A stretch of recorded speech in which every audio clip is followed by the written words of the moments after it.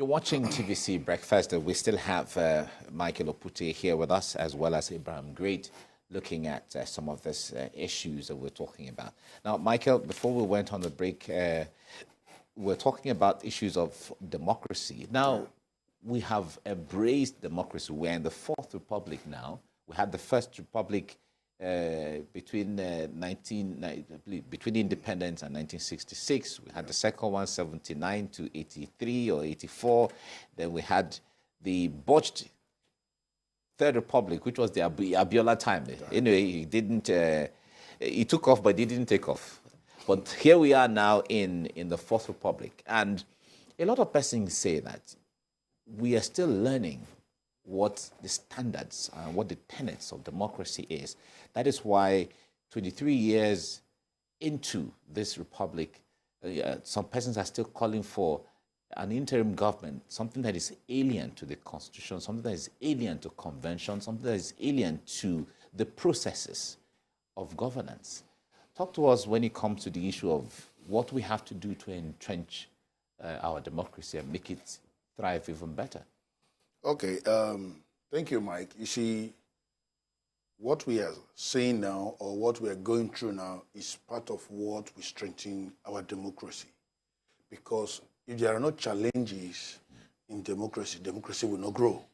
That is a fact. And let's go back and look at what did we learn from the past interim government in 1993. That's the period from August to November.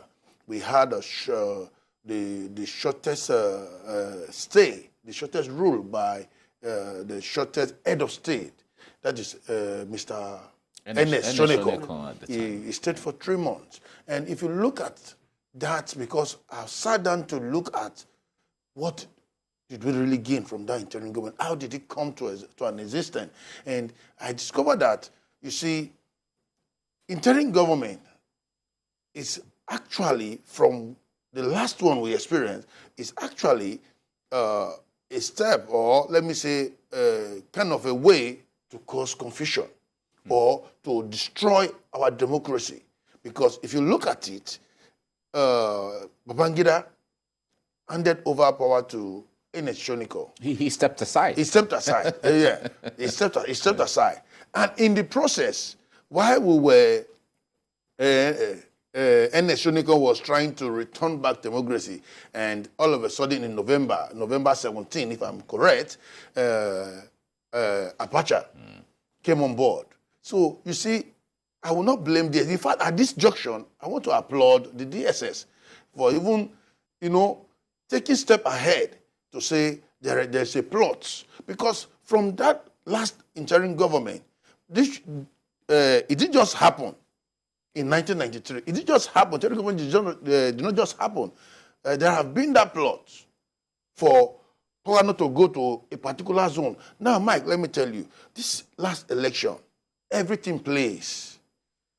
Tribalism in place, religious, we had religion, and we have political actor playing, and we have some powerful, maybe in quotes, cabals, also played out.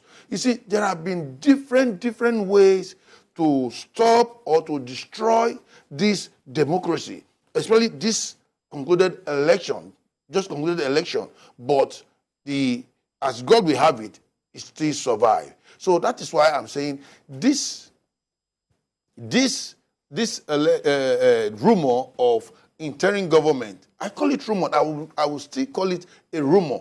So that's why I said, just like what Abraham said.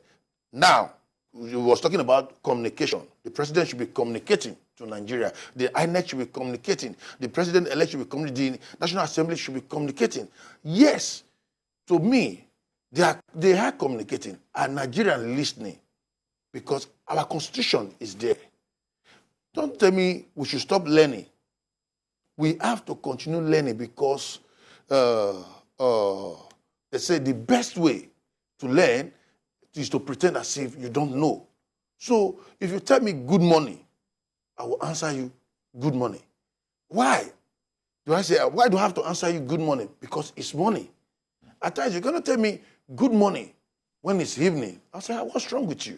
So democracy is a learning process. That is why our legislator, they go there every day to argue or to debate or to promote or to strengthen our constitution. Now, come to look at this election or the interim government or about the DSS unmasking those that are plotting the interim government. I would say, yeah, we have a constitution. What does our constitution say about those plotting such offenses? It's treasonable. Do it. It's clear. Well, the point there is there can't be two governments at the same time. We have one government that is recognized by law. Any other thing anybody else brings and is outside of the law is treason. That is how it is treated. That's how it is seen in the eyes of the law. But Abraham, as we wrap up generally, the issue of interim government, of course, most Nigerians say that we don't want those days anymore, but we need to move forward. However, when it comes to those who are plotting, what do they need to know when it comes to understanding that we must all submit to the law? We must all submit to the Constitution and the process. Well, maybe I can put it in 5 succinct ways. One is that, first of all, there was a respite in my heart at some point towards having such a government interim. And it will be because of the postulation I heard of Pastor Chris Oputteh, who was proposing to Nigerians aboriginal democracy. And we asked him what was aboriginal democracy, and he was saying, where we sit down, we all agree, it's not a coup, it's not, well, we say, look, the direction we're going is not, we want to rebuild this nation. So on the basis of that, if we need to put 6 months aside, so there will be a president, or there is, so okay, we're not holding election. That I could have given a thought for, because it will be for the way of reconstituting the country that has been constituted already. But in this case that we have moved beyond that, we can still introduce such by creating, committees like the confab that we did and implement whatever their recommendations are. There are 600 recommendations.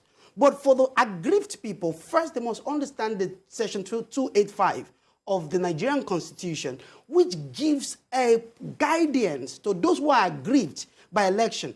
Also, we must remember the doctrine of is called the doctrine of substantial compliance, which also gives respite that you can conduct elections and there can be anomalies.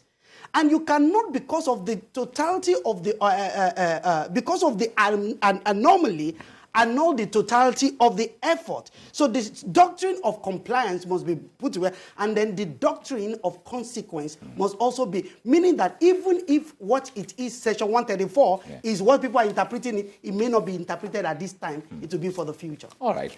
We must leave you here now. Thank you so much, Ibrahim Grace, for coming on the program. Thank you for having me always. My great friend, Michael Oputteh, thank you so much for coming as well. My pleasure. Thank you. Great.